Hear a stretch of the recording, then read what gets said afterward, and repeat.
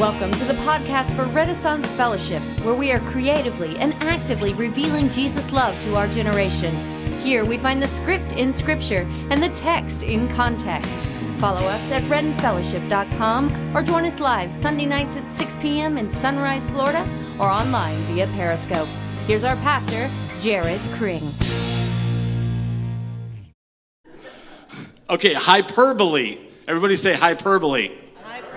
Okay, our world is filled with hyperbole. Some of you may be saying, okay, Jared, what is hyperbole? Okay, the definition of hyperbole, it is a extremely exaggerated statement not intended to be taken literally. Okay? Hyperbole. Say it again, hyperbole. Everywhere you look is hyperbole. Because we're all just desperate. You can't blame people. We're just desperate to get our feelings and our thoughts and our opinions above the noise, right? So what we end up doing is we end up using more and more exaggerated terminology and phrasing to try to communicate what it is that we're feeling. And of course, the internet is the worst for this, right? How many people love clickbait articles? When you're scrolling through Facebook and it'll be like, I can't believe what she did until I saw number 7. And you're like, whoa, what was number 7? I guess I better click on that and see what was going on with number 7. And everything in the news has to be the biggest or the worst or the greatest. There's no sense of, scale. It's just always, in sports, of course, the game has got to be the greatest game of all time. It's an instant classic, right? And it's just so funny because we're assigning titles and views to things that can only really be given with hindsight, right? You can't say something in the moment is historic. Because it's only when you walk down the road and you look back that you realize that it was a turning point or it was historic or it was the greatest game ever played. In the moment, you can't do that. But in order to make people click, to make them read, to make sure that you see it, we use all of this hyperbole. And we so quickly want to say things that are the biggest of all time. And of course, it extends into our own language, right? We end up using these hyperbolic terminology for everything, Everywhere is exaggeration. For instance, I'm so hungry, I could eat a horse. Really? Really, I feel kind of bad for you. I feel kind of bad for the horse, too, That's a little exaggerated. How about, I'm starving? Really? Are you starving? I understand you haven't had anything to eat since 8 a.m., but, starving might be a slight exaggeration. Or how about this one? You're busy, so you say, I have a million things to do. Actually, more like 12. But a million sounds so much better than oh gosh, I'm so busy, I have 12 things to do. Or, your grandparents, they're the ones that taught it to you. I had to walk 15 miles to school in the snow, uphill, both ways. It's not even scientifically possible. But that's still the way that they told it to you. Because back in my day, and of course kids always are, I've got a ton of homework. If I don't get that video game, I'll die. Really? Does the video game have some sort of antivirus or antidote in it? Are you really going to die? Or just, something like, he's as skinny as a toothpick. Really? You might want to see a doctor about that. That could be really bad for him. Either that or use smaller toothpicks. Those would be my suggestions. But you can understand because nobody wants to give an accurate representation. No one wants to say, oh my gosh, I'm so hungry. I could eat a medium-sized sandwich and a small bag of chips. That just doesn't communicate anything, right? You don't want to communicate and say, oh my gosh, I'm so busy today. I've got 5 things to do. But one of them is the post office, so that should count as 2, right? So let's say 7 things. I've got 7 things to do. So we use this increasingly more and more hyperbolic terminology to express what we're doing. And in the process, what happens? We run out of words.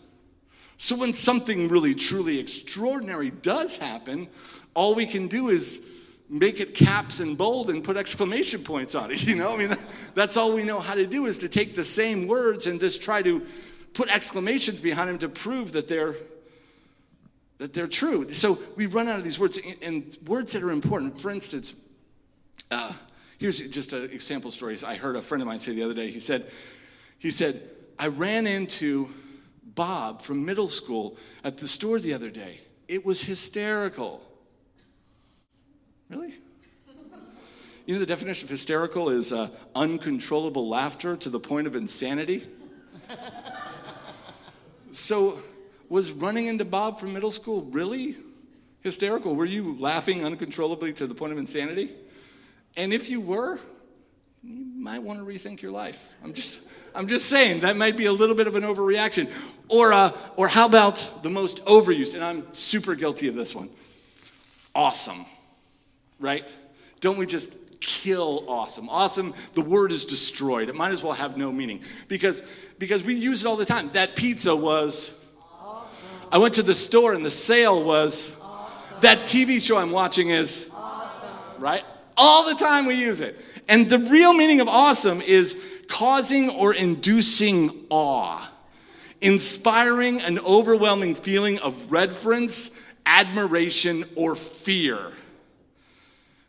Did the pizza really fill you with awe?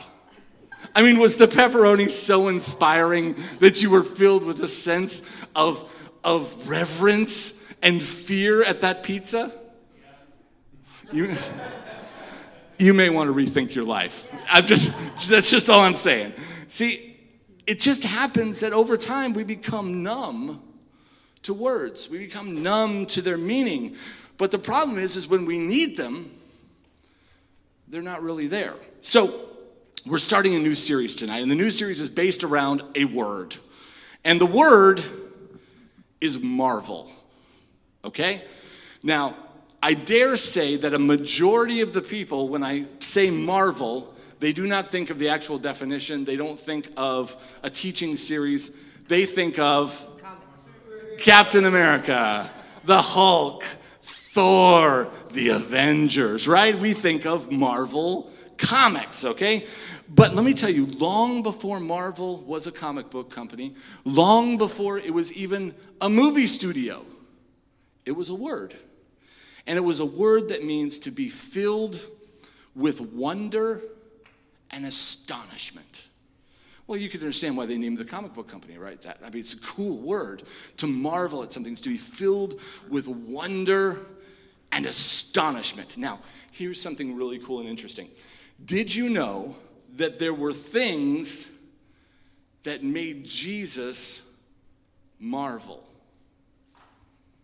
There were things when he was alive on earth, there were things that filled him with wonder and astonishment.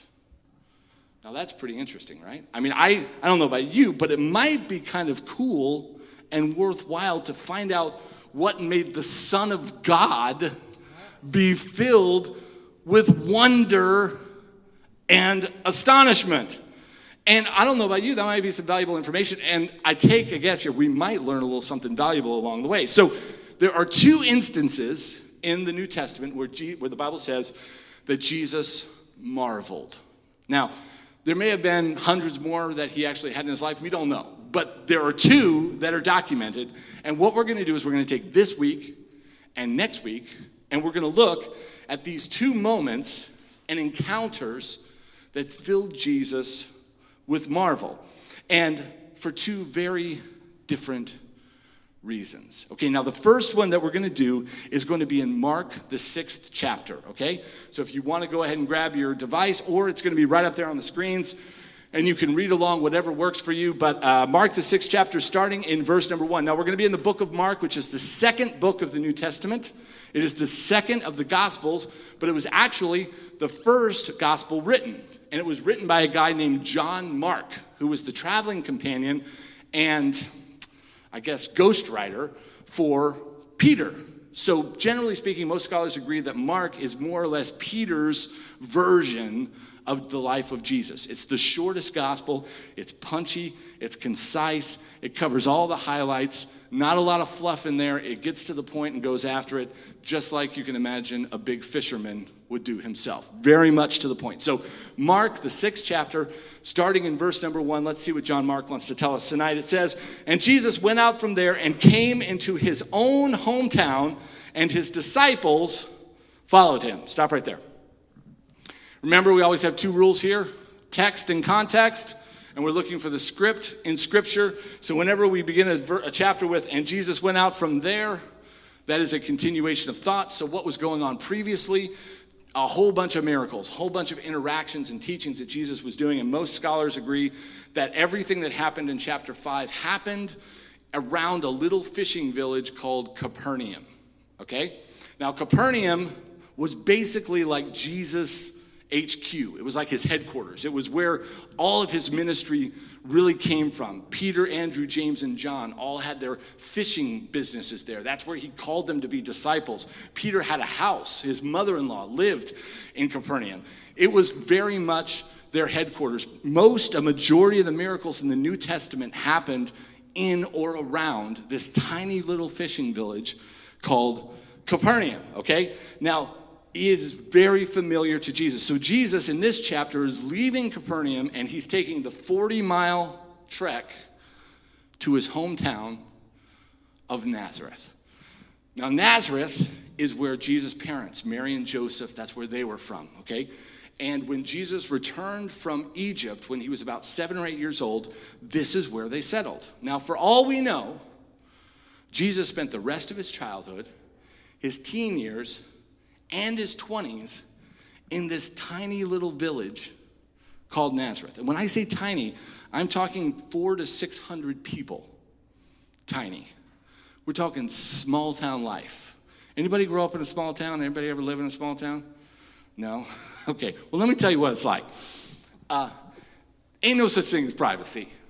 Everybody knows what you had for dinner. Everybody knows what you're going to have for breakfast.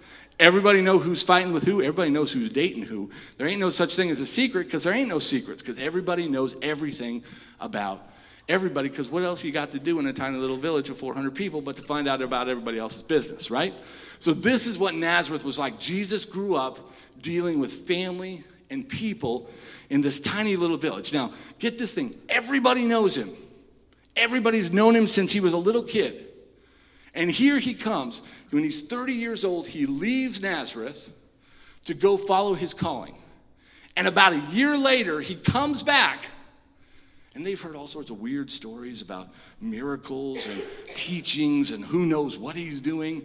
So he comes back in, but he's not alone. He's got this group of guys following him, calling him master and teacher. Now, let's just imagine for a second. Let's imagine that Angie left tonight on a journey, okay? She goes off on a journey. We love her. Go find yourself. Do your thing, right? And she comes back 52 weeks from now. She walks in the door, but she's not alone.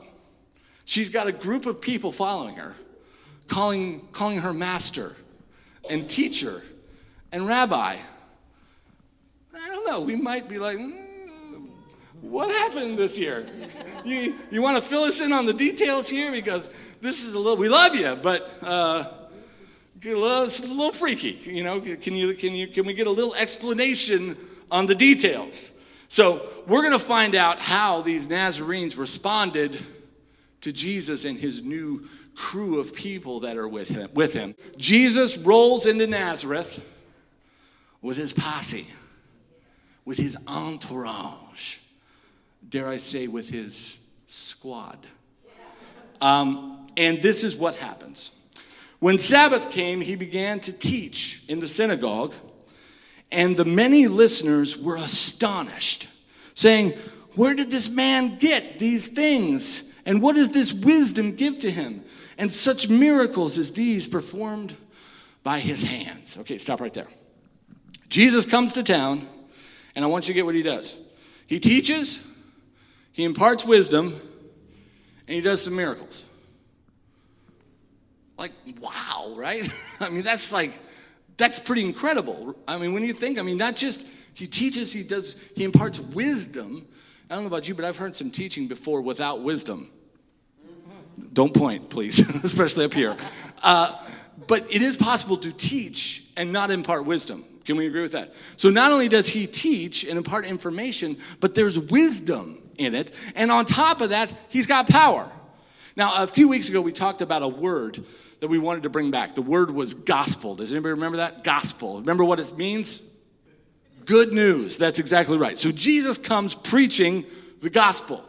Good news. I don't know about you, but if somebody gives me teaching, they give me wisdom, and they got power, that is good news. And Jesus shows us something really powerful here, that the gospel is not just what we say, but it's also what we do. He didn't just come in and talk, but he actually got his hands interacted and involved with the people that were there. So remember, the gospel is a mixture of faith and works. It's not just what we say, but it's also what we do. You know, we can get so caught up sometimes in speaking that we never do. And sometimes we get so caught up in trying to lead by example that we forget sometimes we actually need to speak. It's a combination of what we say and what we do. And Jesus is just doing everything that he's been doing for the last year. He goes into a village, he teaches, he imparts wisdom, he does miracles, and this movement is starting. This groundswell of people following him, this kingdom movement is beginning. So he takes this same energy to his hometown. And just like any kind of news, the good news does something. It puts you to a choice. Believe or not believe. Whenever you hear news, and there's a lot of talk about news these days, isn't there? Whenever you hear news, you are put to a choice to believe or not to believe. And sometimes it's easy. Like, right, you see that article on Facebook about some guy in New Zealand who's pregnant with hammerhead shark babies, then you're probably going to say, may not be true, right? Yeah, it's easy. But sometimes it's not easy. Other times, knowing what to believe can be challenging. But there is one thing that I think we can guarantee about the gospel of Jesus, and it's so exciting, is that Jesus will always get a response. You know, Jesus never went anywhere and people were like, nah, whatever. Yeah, I've seen it. You know, I've heard it before. When you speak the gospel of Jesus, his teachings, his principles, his life, you get a response. So let's see how these fine Nazarene folks on this Sabbath responded to Jesus. Verse number 3, they said, isn't this the carpenter's kid? Isn't this the carpenter? The son of Mary, the brother of James and Joseph and Judas and Simon? Are not his sisters with us? And look at these words. And they took offense at him. Now, sidebar here, just for lack of confusion, the Judas that is mentioned here is not the Judas that betrayed him. It is his brother, Judas, very common name at the time, so don't get confused and think that his brother killed him. That's not what happened. And also, if anybody ever asks, hey, did Jesus have siblings? Did he have brothers and sisters? Ta-da! Right here listed in Mark the 6th chapter, verse 3, his brothers are named, and it says his sisters, plural, were also there. So, yes, Jesus had brothers and sisters. Okay, but here, look at what these Nazarenes do. They do what we do. When we don't like the message, we attack the messenger. Right? When we don't like the message, we attack the messenger. How many people that have been married or in a relationship have ever been in an argument, not about what you said, but about how you said it? Yes? Okay, because you can't argue the validity of what was said, so instead I'm going to argue the way and the package with which it was delivered. And this is what the people in Nazareth are like. They're like, how dare you? How dare you, whippersnapper young thing that used to fix my benches and work on my house and shop in my markets? How dare you come here and think and have the audacity to think that you can teach us anything? How that boy's getting a little big for his britches. I don't know what you think, but he's a little big for his. Somebody needs to put him in. His mama needs to take him back to his house and show him who's boss. This is what they're doing. How dare you have the audacity to come in and think that you can teach me? And this is what happens when we don't like what someone says, right? We don't like the message, so what we do is we ignore the message and we try to switch the focus to the messenger. And it happens over and over again. And throughout human history, it doesn't matter as much as 2017 as 0-17. Doesn't matter. This is a human thing, not an American thing. This is a human thing. This happens over and over again. The minute we don't like what someone says, we just begin to personally attack them, because then we don't have to deal with the truth that we're uncomfortable with. If we can belittle the messenger, then we can discredit the message. Have you ever found this when you shared something personal with someone in your life? Maybe a dream or a fear or a hope. And they immediately go, well, remember what happened last time you did that? Or remember what happened before. You don't want to screw up your whole life like you did last time. Your enemies, let me say this, your enemies will always use your past to try to limit your future. Can I say that again? Your enemies will always use your past to try to limit your future. Jesus, this guy can't be anything. He's just a carpenter. He's just a carpenter's kid. That's Mary's kid. How could he have wisdom? How could he know anything? They will use your past to try and limit your future. So, do you want to see how Jesus responds? Yeah? This is going to be fun. Verse number 4. And Jesus said to them, a prophet is not without honor, except in his own hometown and among his own relatives and in his own household. Okay. Now, it doesn't matter if you're a Christian or non-Christian, what religion you are. America today is preaching family. Family's number one. Nobody sticks closer than your family. Your family is the most important thing. Never leave your family. Don't trust anybody but your family. Your family. Right? And don't get me wrong, family is a beautiful thing. Yes? It's wonderful. It's one of God's great gifts to humanity. But Jesus, he's a realist. And he knows what I think everybody in here knows, that some of the most painful and difficult relationships that you will ever have in your life will be from your family, will be from the people who are closest to you. Because you know why? Because they know how to hurt you. And they know your past. They know where all the skeletons and where all the bodies are buried. And they're not afraid to draw a map. Oh, remember when you did that? Oh, yeah. Yeah, you were stupid. They love to bring it up. And Jesus, see, frequently the most difficult people in your life and the people who are the most challenging to get to recognize your vision or your dream or your gift or your calling are the people who share your DNA. Now, it doesn't mean that you don't love them. It doesn't mean that you don't care for them. It doesn't mean that you're not going to be there for them. But it does mean that you cannot allow the people of your own household to hinder and prevent you from doing the things that you're called to do. Because it is possible that the people of your own house will be the last ones to recognize your gift. A couple of those brothers, James and Judas, who are listed, they actually became leaders in the early church. They actually have books in the New Testament. The book of James and the book of Jude are written by Jesus' brothers. But at this point, they didn't have any idea what was wrong with their brother. They were like, why can't you just be normal? Why can't you be like everybody else's big brother? Take over the family business, get married, pop out a couple of kids, and keep the family lineage going. Why can't you be normal? Because that's what family does, right? Your family's opinion of you is based on your history.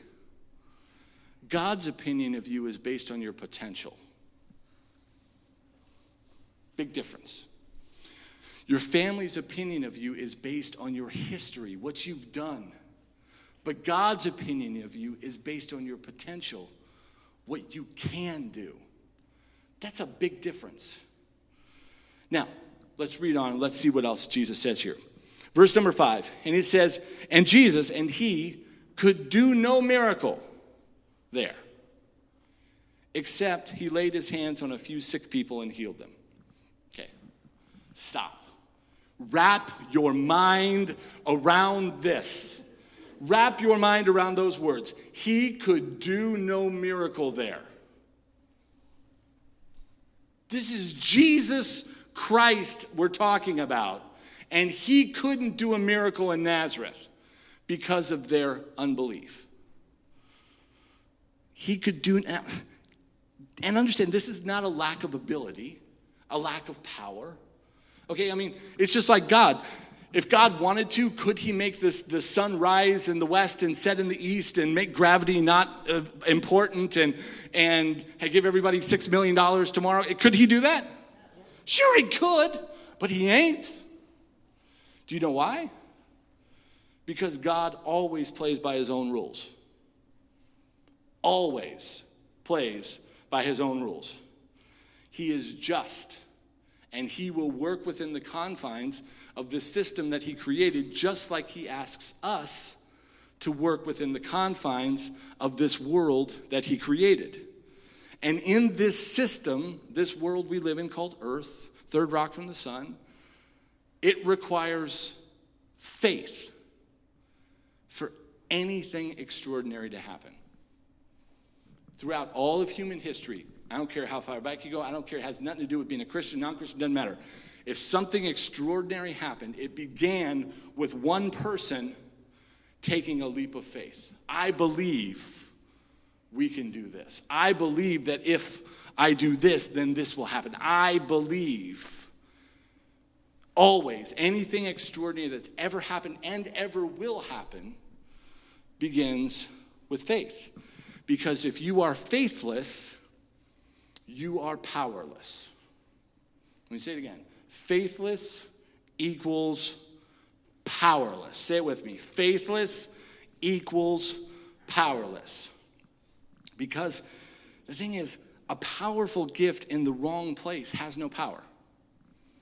We're talking about Jesus, a man who could raise people from the dead, feed 5,000 people with 5 loaves and 2 fishes, and he goes to this place and he can't do anything because of the unbelief of the people.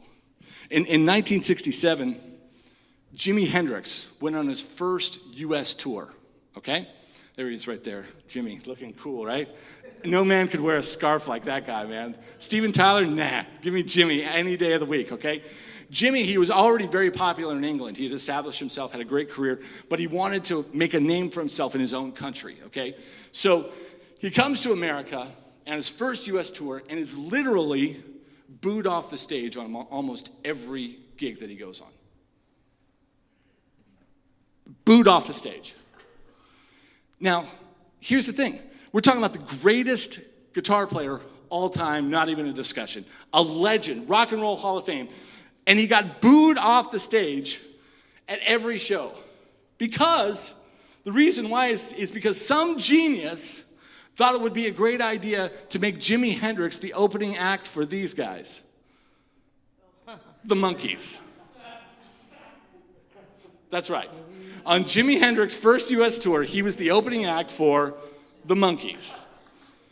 Now, it wasn't Jimmy's fault, and it wasn't the audience's fault. They were a bunch of 13-year-old girls who were going to see a boy band. They were not ready for Purple Haze. They were not ready for Manic Depression and Voodoo Child. They were not ready for Jimi Hendrix. They were not ready for 2 Marshall stacks set to 11. They were not ready for any of that. But do you understand that no matter how good his gift was, in the wrong place, at the wrong time, it had no power. And we want to sit and go, but I'm doing the right things. God, I'm doing what I'm supposed to be doing. I'm using my gifts. I'm doing, but maybe you're just in the wrong place. Maybe you're in a place that refuses to recognize the excellence of what you've done. And if you took that same energy that you've put in the right position, you would have growth exponentially. The problem may not be your gift. The problem may not be your effort. The problem might be your position. Because the wrong position will strip you of your power. So read on, verse number 6. And it says, here's our word. And he marveled at their unbelief. It's funny because we thought marvel, that would be a positive thing, right? But here Jesus is filled with wonder and astonishment at their unbelief. Jesus looked on with jaw-dropped wonder at their faithlessness, because Jesus knows the truth, and that is that you cannot live this life without faith. You can't. You can try, but you can't. When I was growing up in the 80s, the face of atheism in America was a lady by the name of Madalyn Murray O'Hair. Does anybody remember Madalyn Murray? This lady right here. Now, she was the atheist in America. So like if Phil Donahue needed a talk show and they needed an atheist, if they needed to talk someone on radio for an atheist, this was the lady that they would go to. She was eloquent. She was very well spoken. But nobody really looked at Madalyn Murray O'Hair and was like, hey, I want to be her. You know, she wasn't exactly a charismatic figure that was going to develop this huge following, right? But somewhere in the last 25 years, faithlessness became cool. You know, the face changed from Madalyn Murray O'Hair to people like Ricky Gervais and Seth MacFarlane, and atheism became funny, right? Talented and charming.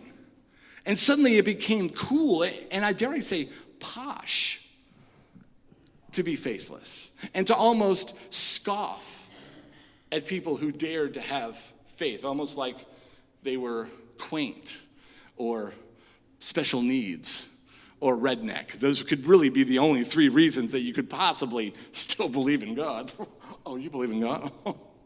Okay. Like, I know all I need to know about you. Okay, you married to your sister? I mean, that is the philosophy that in the last 25 years has become relevant. It became cool to not believe. But the truth and the reason that Jesus marveled at their unbelief is that you can't live life without faith. Because without faith, you can't have hope. Without faith, you can't have love. I mean, what is a bigger leap of faith than love? To actually give love. But then even scarier, to believe that you deserve to receive love.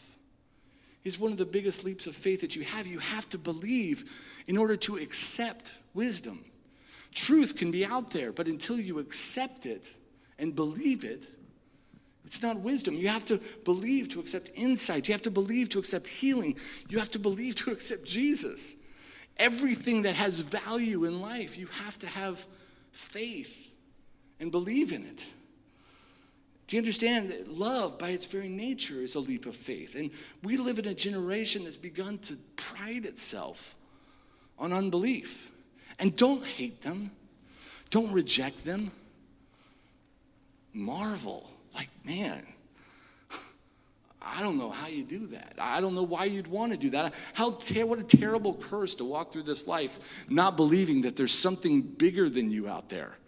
How terrible to not believe that there's something bigger than you that actually cares about you. What a curse to walk through the darkness of this world and not believe that there's actually light somewhere. So I don't know about you, but I want to stand with Jesus. And anyone who wants to live without faith, I just want to marvel and be like, I stand in wonder and astonishment as you do that. Because when you choose unbelief, you're truly denying yourself the greatest gifts in this life. Now, so how does Jesus respond to unbelief? He marveled, and then read this last part of this verse. And it says, and he was going around the villages teaching. He left. He didn't stay there and try to break down the walls. He didn't rain down fire from heaven and curse them and say, how dare you reject me? He didn't do any of that. He just went to the next place. Move on down the road, right? Like the Wiz says, just move on down the road. You know, I'm not going to sit here and bang my head against the wall for the rest of my life trying to convince you of something. I'm just going to go and open up for somebody other than the monkeys. You know? And maybe people will recognize what it is. Can we do the same thing? Now, here's the questions. Can we do the same thing? When we come across unbelief in people who are incredulous to our hope and the message that we bring, when people choose to attack the messenger instead of listening to the message, can we have the maturity to move on and realize that there may not be a problem with our message? There may just be a problem with the position and where it's being delivered. There's not a lack of power, there's just a wrong position. Now here's the thing, before we close here. It's really easy for us to sit in church and look out and point the finger.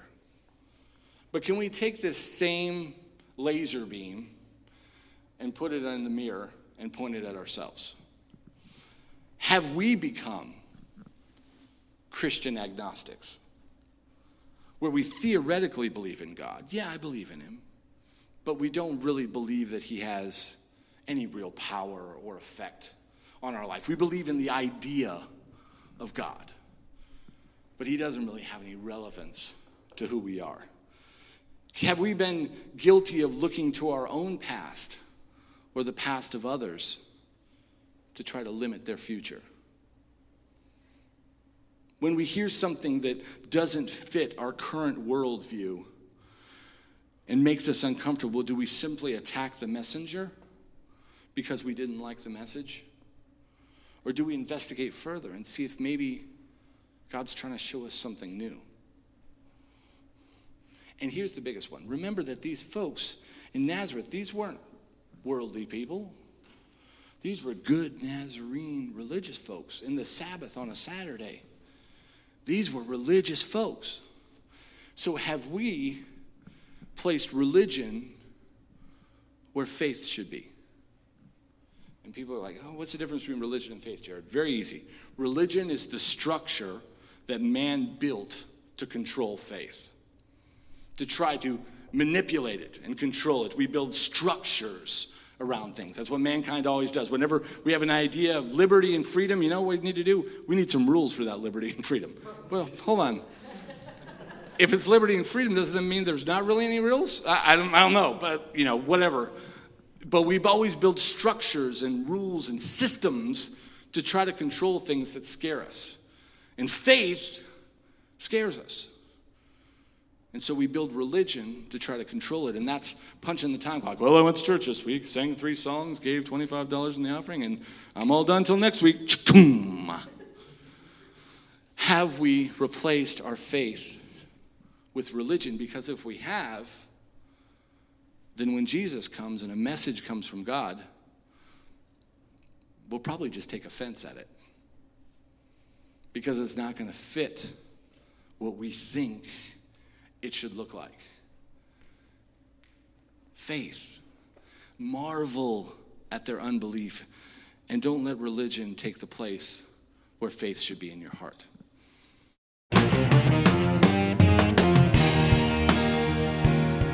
We hope you enjoyed our podcast. We invite you to subscribe and spread the word on your favorite social media, and follow us at REN Fellowship, or keep up with us at renfellowship.com. Tune in next time as we continue to share the gospel according to common sense.